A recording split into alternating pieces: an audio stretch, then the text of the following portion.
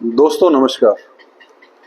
दोस्तों पूरा महीना निकल गया चुनाव के अंदर और अंततः जो है भारतीय जनता पार्टी की तीसरी बार जो है वो सरकार बनी। सभी विश्लेषण कर रहे हैं कांग्रेस की हार क्यों हुई, क्योंकि कांग्रेस की जो आला कमान है भूपेंद्र सिंह हुड्डा हो वो बार बार ये बोल रहे थे कि भाजपा जा रही है, कांग्रेस आ रही है, लेकिन हुआ इसका उल्टा।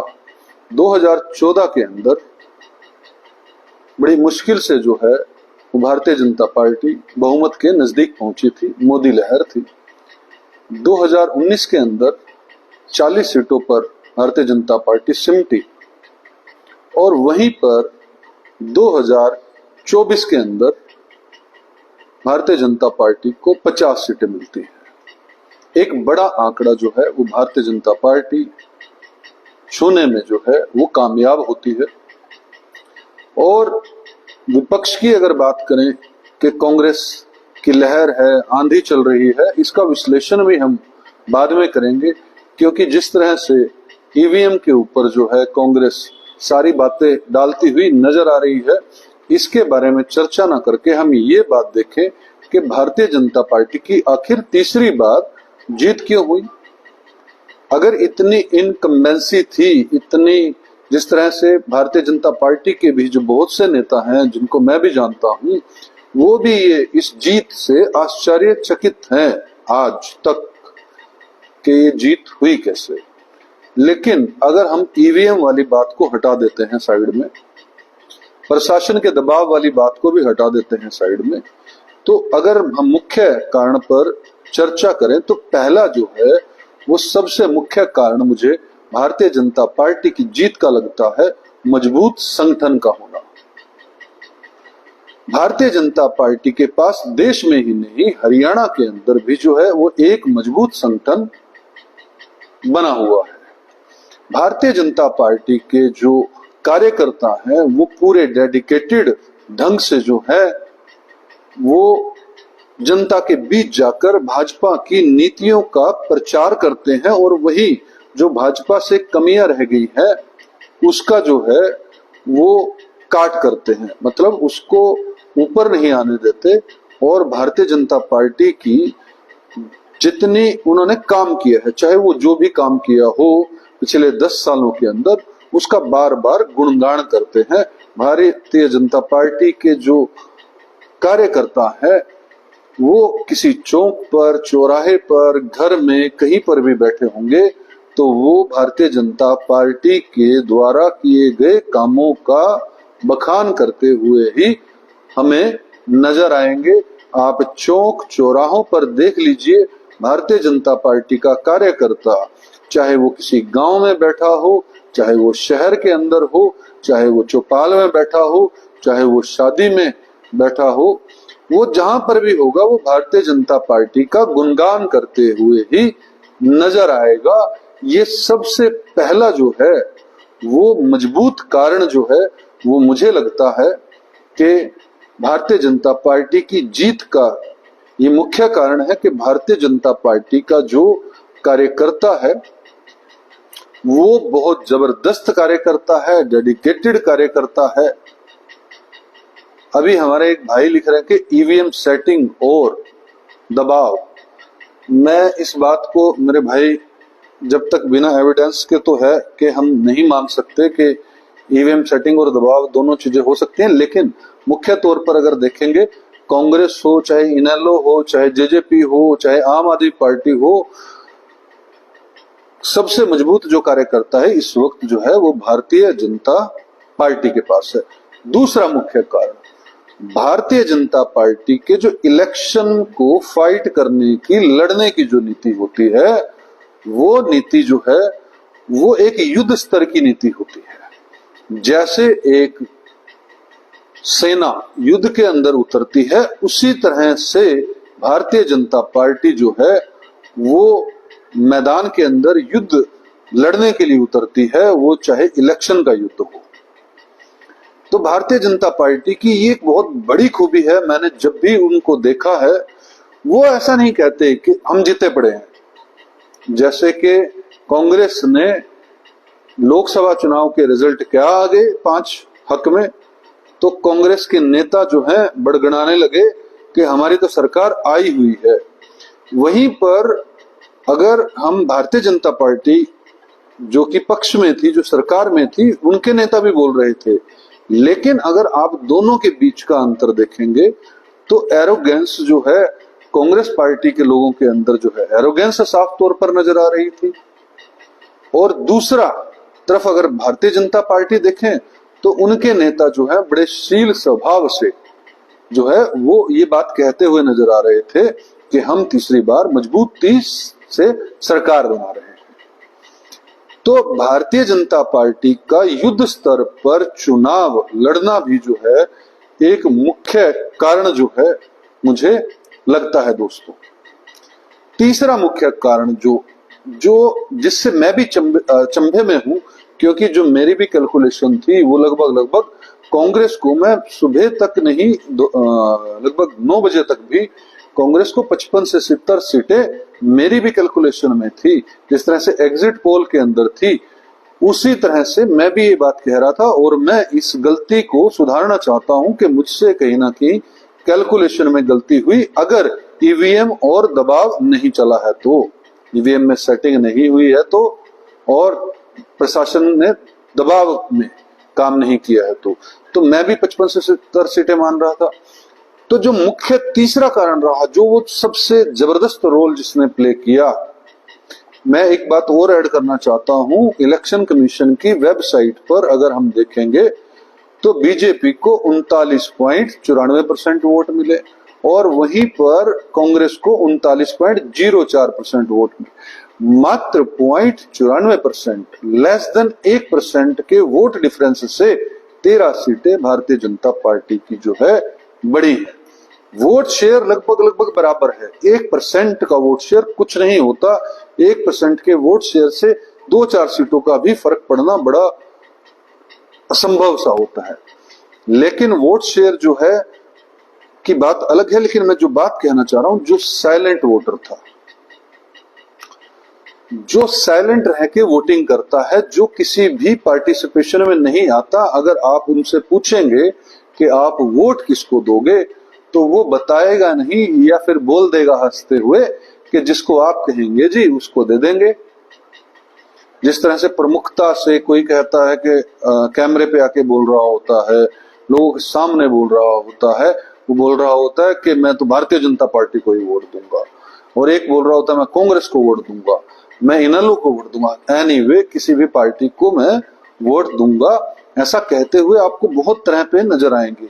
लेकिन एक वोट बैंक बिल्कुल शांत रहता है, साइलेंट जो वोटर होता है, जो किसी भी कंट्रोवर्सी में पड़ना ही नहीं चाहता और जाकर एनालाइज करके थोड़ा बहुत जो है वो वोट करता है, उसको हम साइलेंट वोटर बोलते हैं। और वो लगभग 10 से 15% के आसपास होता है।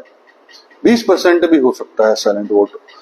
इस टाइम पर तो हो सकता है कि 20-25% भी हो, क्योंकि अगर हम पिछले 10 सालों के भारतीय जनता पार्टी के कार्यकाल की अगर निष्पक्षता से बात करेंगे तो उन्होंने खूब काम किए हैं, इसमें कोई डाउट नहीं है।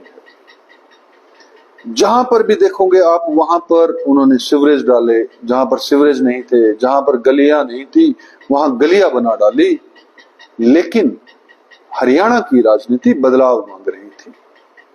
हरियाणा की राजनीति के अंदर लोग बदलाव चाह रहे थे, सरकार को बदलना चाह रहे थे, दूसरी सरकार को मौका देना चाह रहे थे, दूसरी पार्टी को मौका देना चाह रहे थे। तो साइलेंट वोटर्स, जो मैं कहना चाह रहा हूं कि साइलेंट जो वोटर्स थे, उन्होंने वोट जो है वो पक्ष में दिया भारतीय जनता पार्टी के।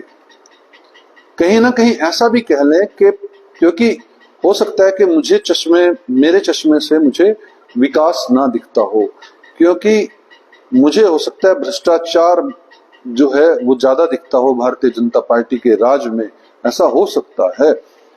मुझे ऐसा लगता हो कि भारतीय जनता पार्टी के राज के अंदर बिन खर्ची बिन पर्ची जो है वो एक जुमला सा लगता हो। लेकिन ये भी सत्य है कि बहुत लोगों की नौकरियां जो है वो बिना खर्चे बिना पर्ची के लगी ही है। मैं बात कर रहा था कि साइलेंट वोटर तीसरा प्रमुख कारण रहा, जिन्होंने शायद विकास को वोट दिया, कि जिनके घरों में के बाहर जो है वो गलियां नहीं थी, या सीवरेज नहीं था, या पानी नहीं था, या टॉयलेट्स नहीं थे, या फिर गांव में जिम नहीं थे तो ओपन एयर जिम बनाए भारतीय जनता पार्टी के शासन के अंदर। और बहुत से लोगों की जो नौकरियां हैं, पक्की नौकरियां बिना खर्चे बिना पर्ची के लगी। ये बात सत्य है, इसमें कोई डाउट नहीं है। बहुत से लोगों की, मैं सभी की बात नहीं कह रहा हूं, क्योंकि मुझे अभी कोई बता रहा था कि हरियाणा के अंदर 65 एसडीओ लगे, जिसमें से 63 जो हैं वो गुजरात से लगे। एसडीओ 65 पोस्टों में से 63 गुजरात से लगे हुए हैं। ये कैसे संभव हुआ, ये सत्य भी है या नहीं, मैं इसकी पुष्टि नहीं करता, लेकिन कोई व्यक्ति ये बोल रहा था अभी कि 65 एसडीओ में से 63 जो है, मुझे अगर याद है सही से, तो 63 एसडीओ गुजरात से लगे। तो ये बिना पर्ची के तो लग नहीं सकते। ये सबको पता है कि अमित शाह जो है वो दिल्ली में बैठ के सरकार चलाते हैं। हरियाणा के जो भी मुख्यमंत्री है वो एक डम्मी मुख्यमंत्री है, चाहे वो हरियाणा में हो, मध्य प्रदेश में हो, जहां जहां भारतीय जनता पार्टी की सरकार है वहां पर डम्मी है। और ये कांग्रेस के शासन में भी होता रहा होगा, वो अभी एक अलग बात है। लेकिन बिना खर्ची बिना पर्ची के काफी लोगों की नौकरियां लगी, ये भी मुख्य कारण बना जिससे भारतीय जनता पार्टी की सरकार आई। ये 4 प्रमुख मैंने कारण गिनवाए आपको। पहला, मजबूत कार्यकर्ता, जो कि रीढ़ की हड्डी होता है किसी भी पार्टी की। वहीं पर कांग्रेस जो है वो किसी भी तरह का संगठन नहीं खड़ा कर पाई पिछले 10 सालों के अंदर। दूसरा जो है प्रमुख कारण जो मुझे दिखता है वो है युद्ध स्तर पर चुनाव को लड़ना, लास्ट तक पूरी निष्ठा से चुनाव को लड़ना। कांग्रेस वाले तो पहले से ही मान के बैठे थे हमारी सरकार आ रही, चुनाव तो उनको लड़ने की जरूरत नहीं थी, वो तो औपचारिकता थी। तीसरा, साइलेंट वोटर का बीजेपी के पक्ष में वोट देना। और चौथा, कहीं ना कहीं डेवलपमेंट को, कहीं ना कहीं जो लोगों को बिना पैसे दिए या बिना पर्ची दिए नौकरी लगी, जिन लोगों की भी ये नौकरी लगी, ये 4 कारण जो है वो मैं प्रमुख तौर पर देखता हूं। जबकि ये बात मैं अंत में भी बोल देता हूं, क्योंकि मुझे ऐसा लोग बोलते हैं कि ये व्यक्ति जो है कहीं ना कहीं विपक्ष या कांग्रेस से समर्थित लगता है, लेकिन मैं कांग्रेस से समर्थित नहीं हूं। अपने कलेजे पे हाथ रख के ये बात अपने आप से पूछ लेना, पिछले 10 सालों के अंदर आपके घर के अंदर रोजगार कितना बढ़ा, इनकम, आपकी फैमिली इनकम कितनी बढ़ी। दूसरा, महंगाई जो है आपके परिवार पर कितना असर डाल रही है। चौथा, अगर आप बिजनेसमैन हो तो आपके बिजनेस के अंदर कितनी जबरदस्त तरक्की पिछले 10 सालों के अंदर देखने को मिली। कितना भ्रष्टाचार जो है भारतीय जनता पार्टी के शासन में बढ़ा है।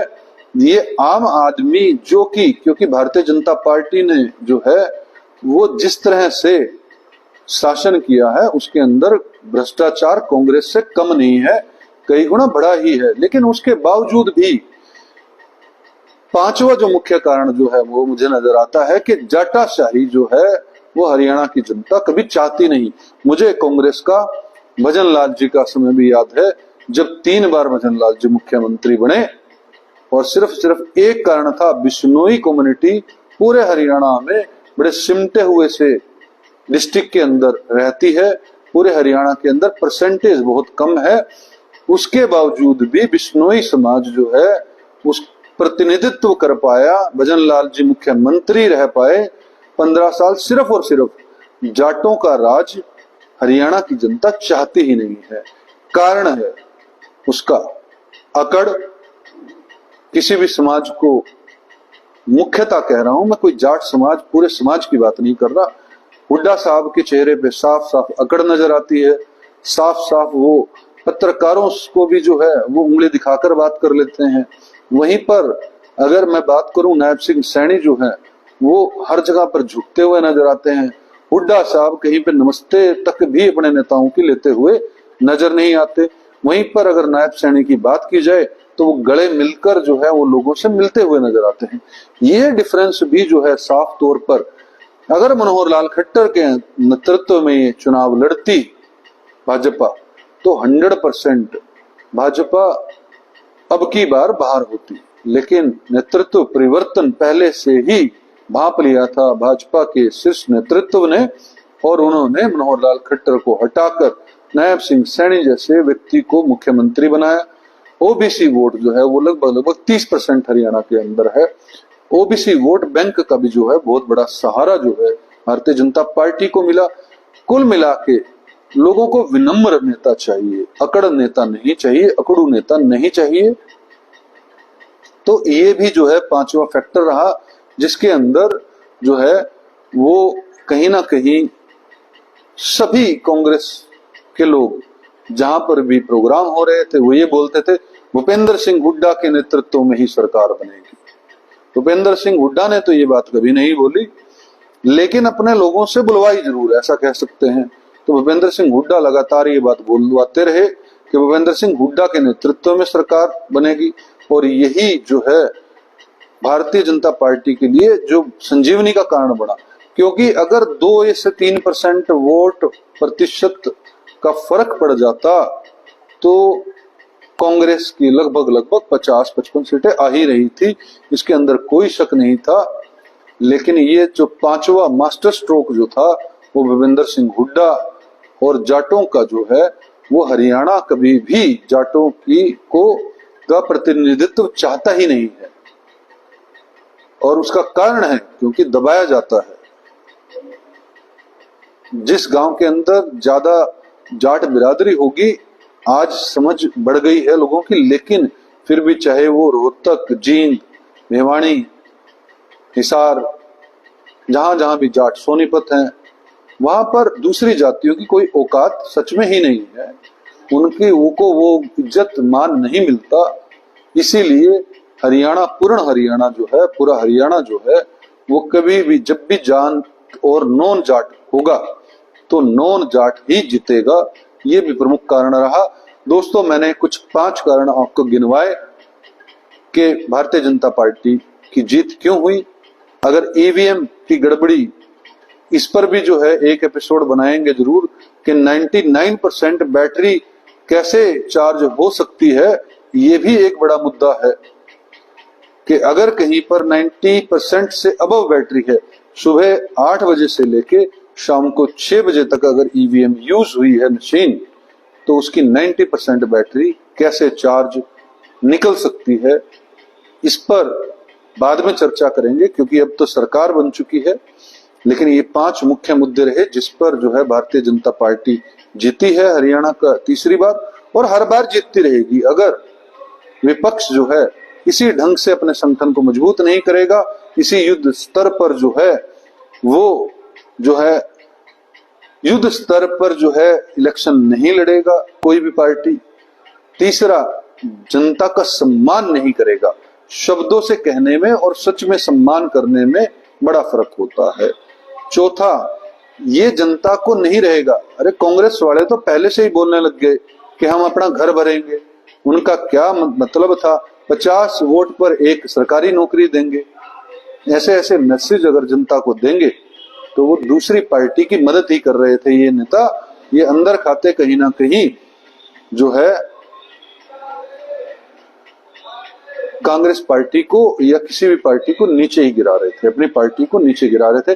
कांग्रेस के बारे में बाद में बात करेंगे दोस्तों। हमारे कमेंट, मतलब ये वीडियो जो है, हमारा यह वीडियो और हमारा विश्लेषण जो है आपको कैसा लगा हमें जरूर बताइएगा, और हमारी वीडियो को लाइक और शेयर कीजिएगा और कमेंट जरूर कीजिएगा, और हमारे चैनल को सब्सक्राइब कीजिएगा।